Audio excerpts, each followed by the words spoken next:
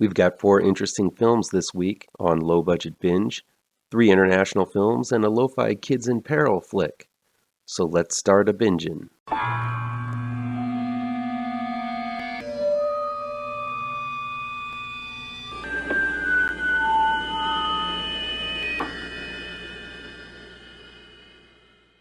Welcome back to ML Miller Frights.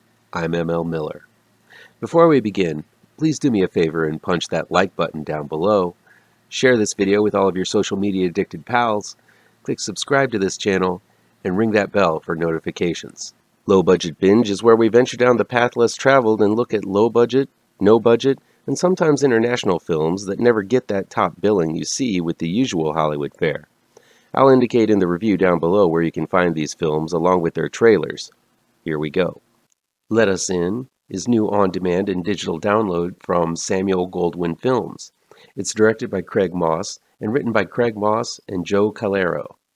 Emily, played by Mackenzie Moss, and Christopher, played by O'Neill Monaghan, are a pair of youngsters working on a science project to make contact with aliens. They live in a sleepy small town where everyone knows everyone's business. This small town also has a dark secret where 12 children disappeared years ago and were never seen again. Now kids are starting to disappear again, and when Emily crosses paths with a group of black-eyed children in hoodies, she believes they're the culprits behind the disappearances. When other kids begin disappearing, Emily and her junior investigator in crime, Christopher, head over to the house of the local creepy man, Mr. Moss, played by go-to creepy old man Tobin Bell. It's there they learn the horrifying story of the black-eyed children, who or what they are, and how to defeat them.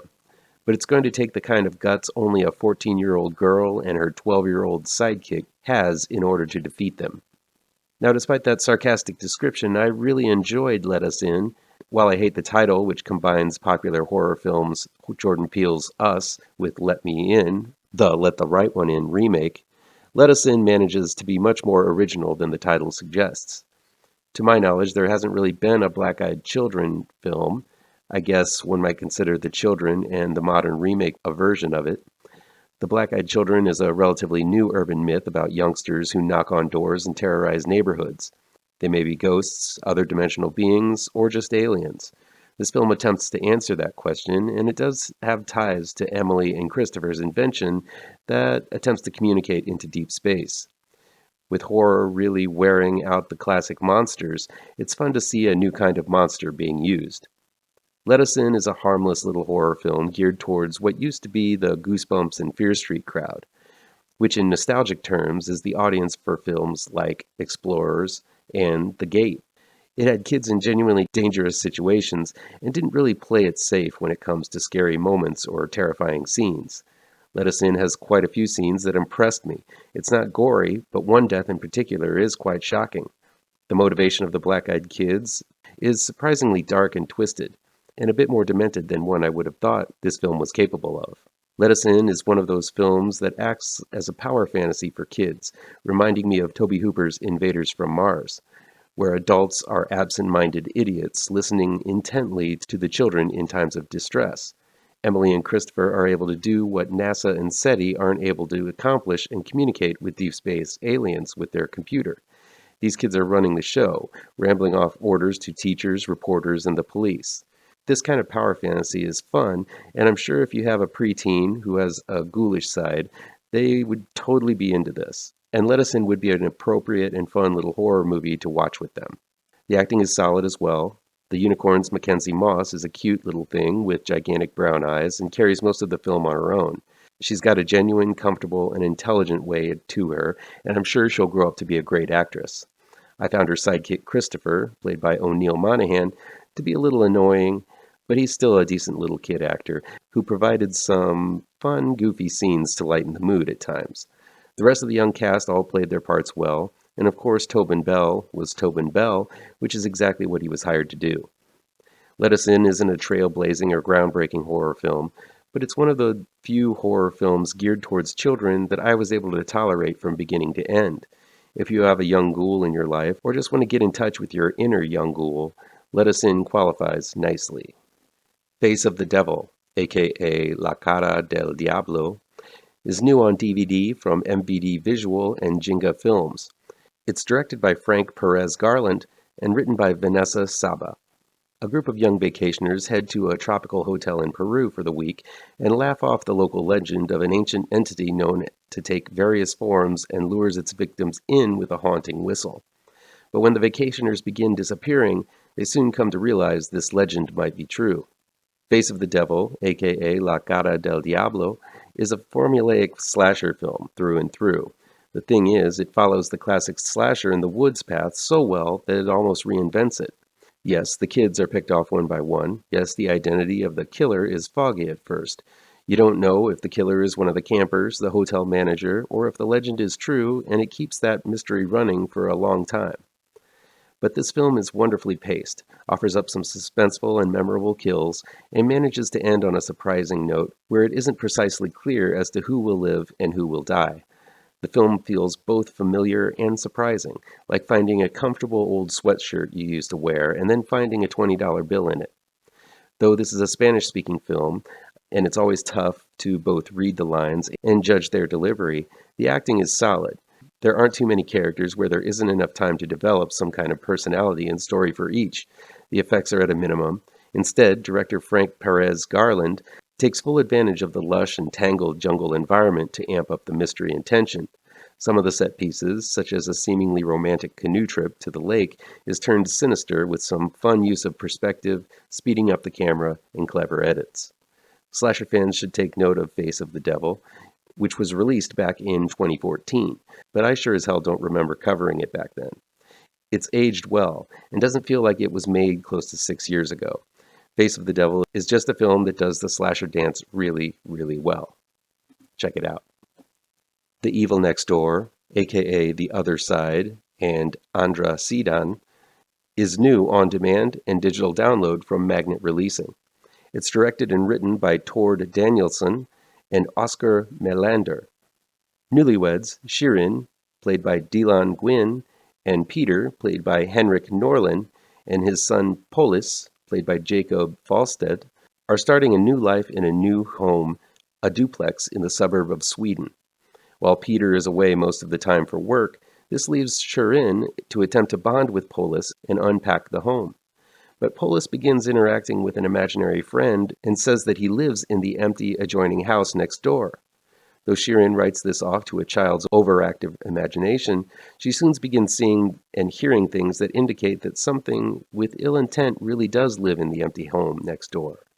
With Peter away, it's up to Shirin to make sure this entity doesn't take Polis as it did the family who lived in the home before they moved in. There isn't anything actually wrong with The Evil Next Door. It's a solidly acted film with everyone doing a very convincing job playing their roles. Dylan Gwyn plays Shirin, with equal parts hesitance to bond with Polis and a yearning to form a family. The whole film teeters on Shirin's attempts to understand what her role is in Polis's life and how she reacts when that life is in danger, making it a nice personal story with strong supernatural elements. The film looks really good as well. Directors Danielsson and Oskar Mellander make the new home look wonderfully homey in the daytime and dismal and diabolical at night. When the lights go out, the home becomes a maze of harsh corners and dark doorways. It really is a great-looking set for a horror film, and they take full advantage of the long hallways to amp up some very suspenseful scenes. The filmmakers also know how to set up a jump scare very well. Yes, the old coming at you scare is overused, but it worked numerous times on me with The Evil Next Door, so I have to give credit where credit is due.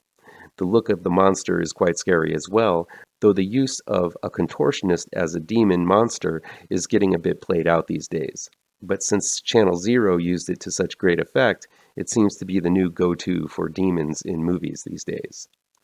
The problem with The Evil Next Door is that it isn't really that original. It's just another new family moves into a haunted house flick. We've seen this type of film where the kid makes friends with the ghost, the parents think it's an imaginary friend, and then it turns out to be an awful monster demon. The Babadook, Insidious, and last year's Z are great examples of this type of film done well. While it does everything pretty right, I can't help but be distracted by the fact that I've seen this type of film quite a few times before. There is a great personal story being told, some solid scares, and everything looks pretty spooky, But just don't expect anything new from The Evil Next Door if you've been following recent horror trends. Finally, we have Rock, Paper, and Scissors, aka PIEDRA, PAPEL y TIJERA, new this week on demand and digital download from Dark Star Pictures. Rock, Paper, and Scissors is directed by Macarena, García, Lenzi, and Martín Blousson, and it's written by Macarena, García, Lenzi, and Martín Blousson and Valentín, Javier, Diment. Maria, played by Valeria Giorgelli, and Jesus, played by Pablo Segal, are reclusive siblings who recently lost their invalid father. They live a quiet life in the old mansion, spending their days vegging out in front of the television and watching The Wizard of Oz over and over again. When their other sibling, Magdalena, played by Agustina Cervino, who hasn't been at home for years, arrives from out of town to settle the family's will, she finds that the family is almost broke due to the father's medical expenses. Magdalena suggests that the only sensible solution is to sell the house and split the money 3 ways, but she soon finds out that her siblings have become anything but sensible and finds herself trapped in the mansion after a not-so-accidental fall down the stairs. Drugged and laid up, Magdalena fights for her sanity and her life against her very troubled siblings. Rock, Paper, Scissors is a twisted little gem of a film that is wrong in all the right places, be it Maria and Jesus' obsession with the Wizard of Oz, Jesus' cute pet hamster, Maria's childlike view of the world, or the fetus of another dead sibling they carry around in a mason jar. This is one messed up family. Just when you think something can't get any weirder, it does. At the same time, the film goes out of its way to make it seem like these things are not weird at all.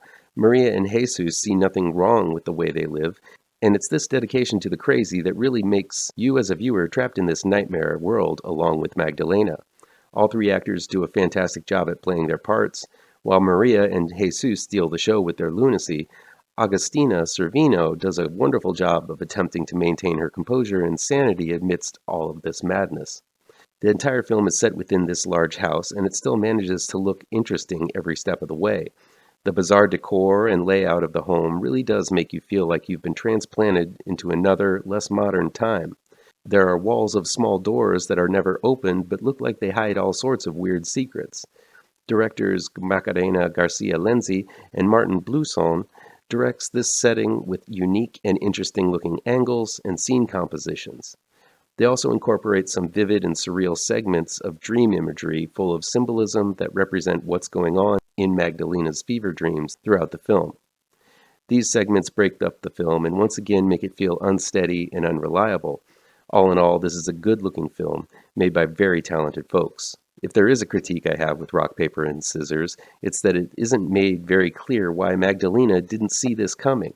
I know they wanted everything to happen in the house, but given that the 3 grew up together, she should know that these 2 siblings are so messed up in the head. I understand she may have been gone for a long time, but still it didn't seem like Magdalena was hesitant at all in returning to the home, and she actually acted surprised at the hell she falls into. It's just a plot hole that becomes more apparent the more craziness is revealed that these 2 have been sick in the head for a very long time. Maybe Magdalena wasn't aware of it because she was too deeply ingrained in the madness when she was there before, or maybe she blocked it all out. Either way, it would have been nice had there been a segment explaining this detail to the audience. That little detail aside, Rock, Paper, and Scissors proves that you never really can go home again. Utilizing some story elements you'll find familiar if you're a fan of misery, this is a vivid and entertaining flick. There are some points in the film that lag and become extraneously conversational, but there's a lot of interesting ideas at play. Rock, Paper, Scissors delivers a bin full of looniness and makes it all look creepy and claustrophobic the entire time. That'll be it for today. Please chime in down below in the comments and let me know how on the nose or mind-numbingly wrong I am, or you can counter with your own review. So guys, you know how YouTube works. I'd love to be able to dedicate more time to this channel. I'm not monetized yet, so if you want to help me out, remember to hit all the pertinent bells and whistles down below. Want some spooky comics to read? I have 2 new horror comic book trade paperbacks you should look out for. Both Gravetrancers and Pirouette, collecting never-before-published issues, can be found in only the finest of comic book shops. If you're looking for written reviews, you can find them on my website, mlmillerwrites.com. If you really want to show your support, I also have a Patreon page at mlmiller. Look for the link to my Patreon page down below. Thank you so much for your time, and take care.